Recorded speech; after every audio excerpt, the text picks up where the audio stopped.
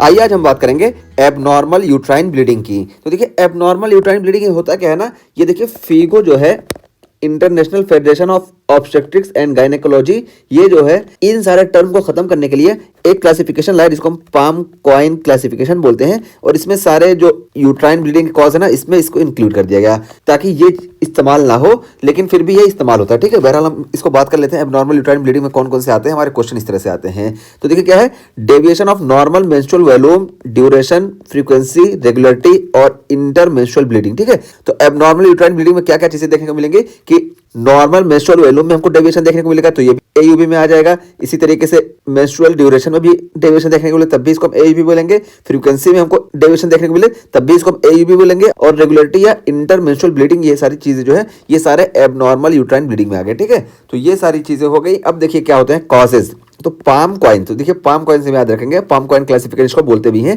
तो देखिए पाम ये जो है ये स्ट्रक्चरल कंपोनेंट है, स्ट्रक्चरल कॉज है।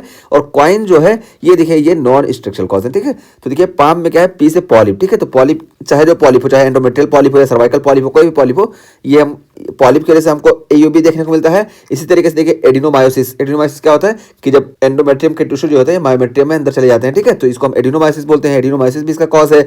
इसी तरीके से देखिए लियोमायोमा है जिसको हम फाइब्रॉइड बोलते हैं, या मेलिग्नेंसी या हाइपरप्लेजिया। ठीक है, तो ये सारी जो है ये स्ट्रक्चरल कॉज है एबनॉर्मल यूट्राइन ब्लीडिंग के। ठीक, और उसके बाद फिर देखिए नॉन स्ट्रक्चरल कॉज में कोगुलोपैथी। तो कोगुलोपैथी नॉन स्ट्रक्चरल कॉज है, चाहे वॉर्म ब्लीड डिजीज हो या प्लेटलेट डिस्फंक्शन हो, या इसी तरीके से ओवुलेटरी डिस्फंक्शन हो, जैसे पीसीओएस की कंडीशन है या थायराइड डिसऑर्डर है। ठीक है, तो इन सारी कंडीशंस में, या इसी तरीके से देखिए एंडोमेट्रियल कॉज। ठीक है, तो एंडोमेट्रियल कॉज वो एंडोमेट्रियल कॉज जो हाइपरप्लेजिया के अलावा, हाइपरप्लेजिया और मैलिग्नेंसी नहीं। ठीक है, तो हाइपरप्लेजिया और मैलिग्नेंसी ये स्ट्रक्चरल में आ जाते हैं, नॉन स्ट्रक्चरल में वो आते हैं जो इन दोनों के अलावा एंडोमेट्रियल कॉज हो। ठीक है, तो ये होते हैं एंडोमेट्रियल कॉज। और इसी तरीके से देखिए इट्राजेनिक कॉज भी हो सकते हैं, और इट्राजेनिक में जैसे हार्मोनल है, या इसी तरीके से एंटीकोगुलेंट की वजह से, या इसी तरीके से आईयूसीडी की वजह से। ठीक है, तो किसी वजह से भी हमको देखने को मिलता है, तो इसको हम इट्राजेनिक में क्लासिफाई करते हैं। और देखिए नॉट येट क्लासिफाइड, और इसके अलावा जो भी है वो। ठीक, तो ये सारे जो हो गए एबनॉर्मल यूट्राइन ब्लीडिंग के कॉज हो गए। इस तरह हम याद रखेंगे, पाम कॉइन इसका क्लासिफिकेशन है। और फिर यहाँ देखिए यही बताया गया term such as dysfunction uterine bleeding. तो देखिए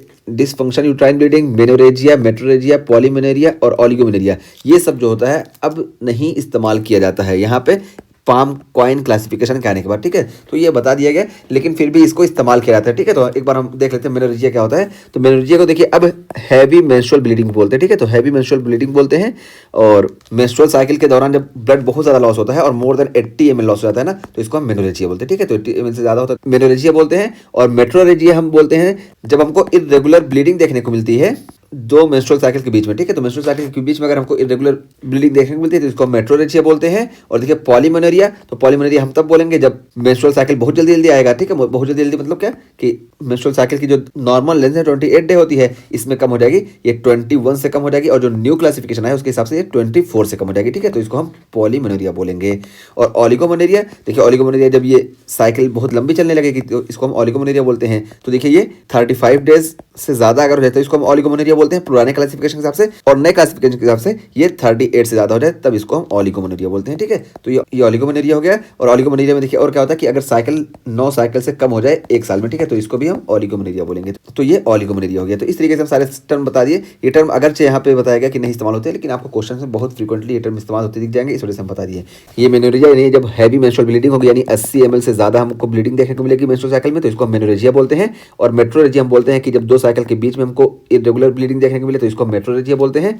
और पॉलीमेनोरिया हम बताएं कि जब मेंस्ट्रुअल साइकिल बहुत जल्दी जल्दी आने लगे, और इसका जो कट ऑफ टाइम है ये पुराना 21 डेज था, लेकिन अब जो है 24 डेज है। ठीक है, 24 से कम की साइकिल हो रही है तो इसको हम पॉलीमेनोरिया बोलेंगे। और ऑलिगोमेनोरिया देखिए पुराना जो था 35 डेज था, यानी 35 डेज से ज्यादा अगर मेंस्ट्रुअल साइकिल की लेंथ हो रही है तो इसको हम ऑलिगोमेनोरिया बोलते थे, लेकिन अब 38 डेज हो गई। ठीक है, 38 से ज्यादा होगी तब हम इसको ऑलिगोमेनोरिया बोलेंगे। और यहाँ पे एक और क्या है कि अगर 9 से कम साइकिल हो गई पूरे साल में तब भी इसको हम ऑलिगोमेनोरिया बोलेंगे। ठीक है, तो ये सारे टर्म इस्तेमाल होते हैं अभी भी, इस वजह से हमको याद रखना है। और देखिए हमारा जो मेन था कि एयूबी जिसको हम बोलते हैं एबनॉर्मल यूट्राइन ब्लीडिंग, यहाँ पे हम पाम कॉइन क्लासिफिकेशन का इस्तेमाल करते हैं और इसको फीगो क्लासिफिकेशन ने दिया है। ठीक है, तो ये हुआ। और यहाँ पे देखिए स्ट्रक्चरल कंपोनेंट में बताया पाम है और नॉन स्ट्रक्चरल में यहाँ पे कॉइन है। ठीक है, और स्ट्रक्चरल में एक चीज ध्यान रखना है कि यहाँ पे एम में जो मेलिग्नेंसी और एंडोमेट्रियल हाइपरप्लेजिया दोनों आते हैं। ठीक है, और इसके अलावा दूसरे कॉज होते हैं वो नॉन स्ट्रक्चरल में आते हैं जिसको हम ई के अंडर में लाते हैं। ठीक।